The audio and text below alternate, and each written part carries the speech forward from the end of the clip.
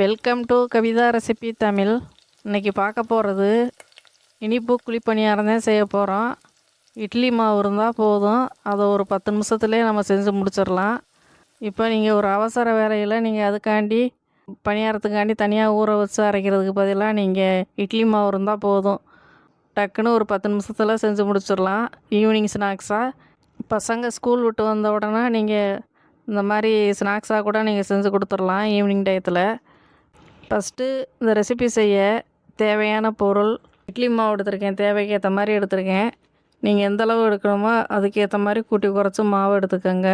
இப்போ நான் இந்த மாவுக்கு இந்த வெல்லம் உடச்சி வச்சுருக்க வெல்லத்தை இந்த கப்பில் ஒரு கப்பு எடுத்து வச்சுருக்கேன். ஏலக்காய்க்கு பதிலாக நீங்கள் ஏலக்காய் பவுட்ரு கூட சேர்த்துக்கோங்க. நான் 2-3 ஏலக்காய் தட்டிட்டு இது கூட சேர்க்க போகிறேன். அப்போ தான் பணியாரத்துக்கு நல்லா ஃப்ளேவர் கிடைக்கும். நெய் பணியாரம் தான் செய்ய போகிறேன். இதுக்கு பதிலாக நீங்கள் எண்ணெய் இருந்தால் போதும், எண்ணெயில் கூட நீங்கள் செய்யலாம். இப்போ நம்ம மாவை கரைச்சிக்கலாம். மாவு ஏற்கனவே நம்ம இட்லி மாவுங்கிறதுனால வெல்லத்தை கரைச்சலாம் சேர்க்க முடியாது. நான் மண் தூசி எதுவுமே இல்லை இந்த வெல்லத்தில். நான் அப்படியே தான் மாவு கூட சேர்த்துட்டு கரைக்க போகிறேன். தூள் உப்பு லைட்டாக சேர்த்தாதேன் இனிப்பு பணியாரம் கொஞ்சம் இனிப்பை தூக்கி கொடுக்கும். நல்லா கலந்து விட்டுக்கோங்க. வெல்லம் நல்லா முழுமையாக கரையணும், அது வரையும் நீங்கள் இந்த மாதிரி நல்லா கலந்து விட்டுக்கோங்க. ரொம்ப நல்லாயிருக்கும். கொஞ்சமாக சோடா மாவு லைட்டாக சேர்த்துக்கோங்க, அப்போ தான் நல்லாயிருக்கும், ஒட்டாமல் வரும். ஏன்னா இட்லி மாவுங்கிறதுனால கொஞ்சம் சேர்த்துக்கோங்க. இப்போ நல்லா கலந்து விட்டுட்டு நம்ம ஒரு 5 நிமிஷம் அப்படியே மூடி போட்டு கொஞ்சம் நேரம் ஆகட்டும். நம்ம பணியாரம் ஊற்றிக்கலாம். வெல்லம் நல்லா கரைஞ்சிருச்சு. இப்போ இது கூடவே ஏலக்காய் தட்டி வச்சுருக்க ஏலக்காயும் சேர்த்து நல்லா கலந்து விட்டாச்சு. இப்போ பணியாரம் ஊற்றிக்கலாம். மாவு இந்த பக்குவத்தில் தான் இருக்கணும், இட்லி மாவு பக்குவத்தில் தான் இருக்கணும். தண்ணியாகவும் இருக்கக்கூடாது, ரொம்ப கெட்டியாகவும் இருந்துடக்கூடாது. அந்தளவுக்கு இருந்தால் கரெக்டாக இருக்கும். இப்போ ஸ்டவ்வை பற்ற வச்சு இப்போ பணியாரக்கல்லை எடுத்துக்கோங்க. இப்போ எண்ணெய் இல்லைன்னா நெய், உங்கள் விருப்பம்தான். நான் நெய்யில் தான் செய்ய போகிறேன். தேவைக்கேற்ற மாதிரி நெய் எடுத்து வச்சுருக்கேன். கொஞ்சம் கொஞ்சமாக ஒரு 1/2 ஸ்பூனுக்கு எடுத்து எல்லா குழிலையும் இந்த மாதிரி ஊற்றிக்கலாம். ஊற்றிட்டு நல்லா மாவை நல்லா கலந்துட்டு கொஞ்சம் கொஞ்சமாக ஒவ்வொரு கரண்டிலையும் எடுத்து ரொம்ப நிறையா ஊற்றிடக்கூடாது, ஒரு 3/4 அளவு ஊற்றுங்க.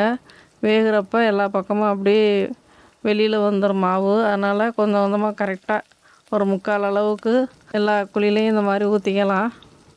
இப்போ நல்லா கல் நல்லா சூடாகணும். சூடானதுக்கு பின்னாடி நெய் ஊற்றி நெய் நல்லா உருகி வந்ததுக்கு பின்னாடி மாவை கொஞ்சம் கொஞ்சமாக எடுத்து ஒரு 3/4 அளவுக்கு நல்லா இந்த மாதிரி ஊற்றி ஸ்டவ்வை முழுமையாக கம்மி பண்ணி வச்சுருங்க. ஏன்னா வெளியில் வெந்துடும், கறியிரும், உள்ளே அப்படியே மாவாகவே இருக்கும். அதனால் நீங்கள் ஸ்டவ்வை முழுமையாக கம்மி பண்ணிடுங்க. கம்மி பண்ணிவிட்டு ஒரு 4-5 நிமிஷம் ஆகும் வேகிறதுக்கே. நீங்கள் இடையில செக் பண்ணிக்கோங்க, மாவாக இருக்கா என்னென்னு, திருப்புற அளவுக்கு வருதான்னு இடையில செக் பண்ணிவிட்டு திரும்ப வேக விடுங்க.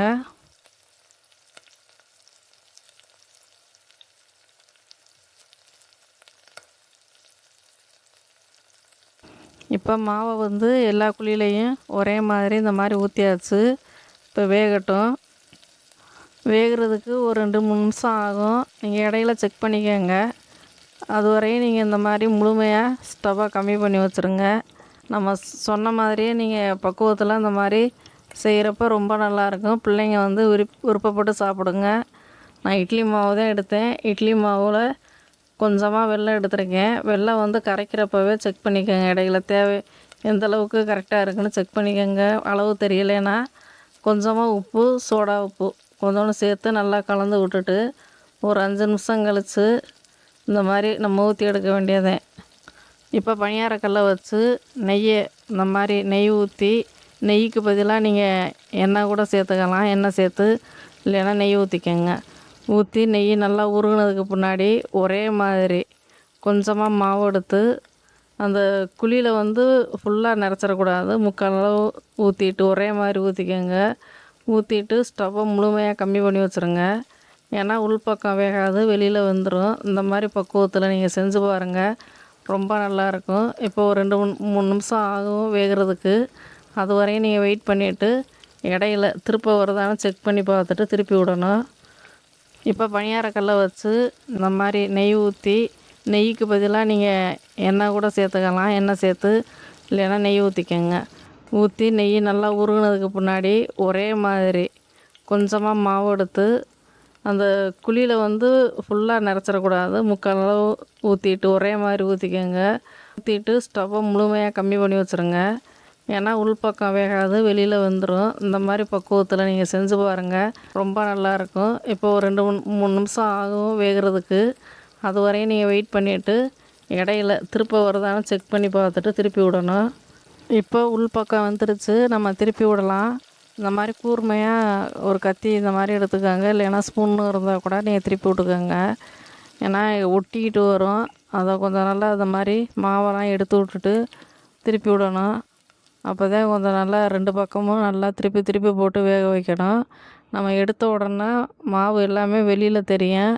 நீங்கள் சரியாக வரலன்னு நினைக்க வேணாம் பணியாரம். திரும்ப திரும்ப நீங்கள் இந்த மாதிரி திருப்பி விட்றப்ப நல்லா வந்துடும். நெய் வந்து நீங்கள் இந்த மாதிரி தடவி ஊற்றாமல் கொஞ்சம் நிறையாவே அரை ஸ்பூன் இந்த மாதிரி ஊற்றி செய்கிறப்ப ரொம்ப மணமும் ருசியும் ரொம்ப அதிகமாக இருக்கும். குழந்தைங்களும் நல்லா விருப்பப்பட்டு சாப்பிடுங்க, உடம்புக்கும் நல்லது. இந்த மாதிரி செஞ்சு பாருங்கள், ரொம்ப நல்லாயிருக்கும். இப்போ எல்லா பணியாரத்தையும் இந்த மாதிரி திருப்பி திருப்பி போட்டு நல்லா வேக வச்சு ஒரு தட்டில் மாற்றி எடுத்து வச்சுக்கோங்க, ரொம்ப நல்லாயிருக்கும். பணியாரத்தை திருப்பி விட்றப்ப வெளியில் மாவு மாதிரி தெரிஞ்சிச்சு. இப்போ திருப்பி திருப்பி வேக வச்சு எடுத்ததுக்கு பின்னாடி பந்து பந்தாக இருக்குது பாருங்கள் இந்த பணியாரம், ரொம்ப நல்லாயிருக்கும். குழந்தைங்களாக இருந்தாலும் சரி, பெரியவங்களாக இருந்தாலும் சரி விருப்பப்பட்டு சாப்பிடுங்க, ரொம்ப நல்லாயிருக்கும். இப்போ அதே மாதிரி இன்னொரு குழியில் இந்த மாதிரி எண்ணெயை ஊற்றி இல்லைன்னா நெய்யை ஊற்றி மாவு எல்லாத்தையும் ஊற்றிக்கலாம். இப்போ வெந்த பணியாரம்லாம் இந்த மாதிரி எடுத்தாச்சு. இப்போ திரும்ப நம்ம ஊற்றிக்கலாம்.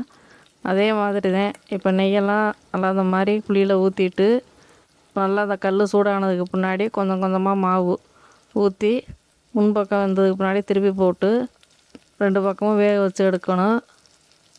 ஏற்கனவே நெய் ஊற்றி சுட்ட மாதிரி தான், அதே மாதிரி தான் திரும்பவும் இந்த மாதிரி ஊற்றிட்டு இருக்கிற மாவு எல்லாத்தையும் இந்த மாதிரி ஊற்றி எடுத்துக்கோங்க. முன்பக்கம் வந்ததுக்கு பின்னாடி திருப்பி விட்டு 2 பக்கமும் நல்லா ஸ்டவ்வை முழுமையாக கம்மி பண்ணி வச்சுட்டு நல்லா வேக விட்டு எடுத்துக்கோங்க. நல்லா இந்த மாதிரி கலர் மாதிரி வரணும், அந்த அளவுக்கு வர்றப்ப நல்லாயிருக்கும்.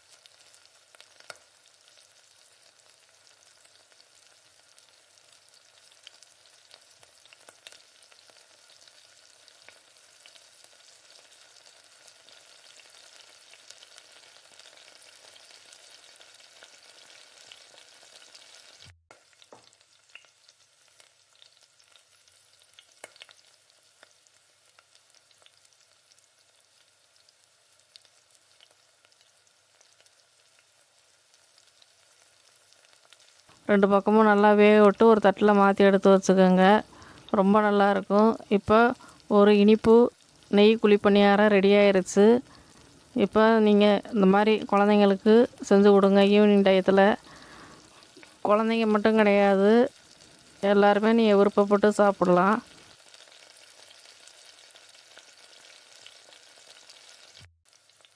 இந்த வீடியோ பிடிச்சிருந்தா ஒரு லைக் பண்ணி ஷேர் பண்ணுங்கள்.